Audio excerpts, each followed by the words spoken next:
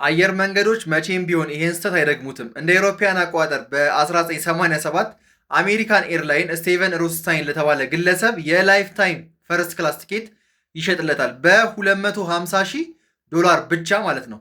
ሰውየው ግን አየር መንገዱን ከ21 ሚሊዮን ዶላር በላይ አክስሮታል። 10 ሺህ ጊዜ ተጓጉዟል። ኦልሞስት በ20 ዓመት ውስጥ 10 ሺህ ጊዜ በሯል። ቁርሱን ለንደን እየበላ እራቱን ደግሞ ቶኪዮ ይበላ ነበረ። ነፃ ትኬት አገኘው ብሎ ኢማጂን። ፈረስት ክላስ ትኬት ነው የገዛው። የላውንጅ አለ፣ የሆቴል ሁላ ከአየር መንገዱ ነው። በጣም ያከሰረው አየር መንገዶችን በቃ ይሄን ስምምነት መቼም ማድረግ አይፈልጉም በዚህ ምክንያቱም ላይፍ ታይም ትኬት ገዛችሁ ማለት ከገዛችሁበት በላይ ነው የምትጠቀሙት። ልክ ግን በ2008 ዓመተ ምህረት 10 ሺህ ጊዜ በሮ ኦልሞስት ወደ 21 ሚሊዮን ዶላር በማክሰሩ አየር መንገዱን በቃ አየር መንገዱ ከባድ ክስ ይከፍታል።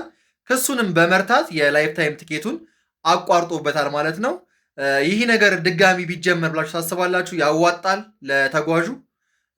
ሀሳባችሁን ኮሜንት ላይ አስቀምጡልኝ። ፎሎ እያደረጋችሁኝ ይመቻችሁ።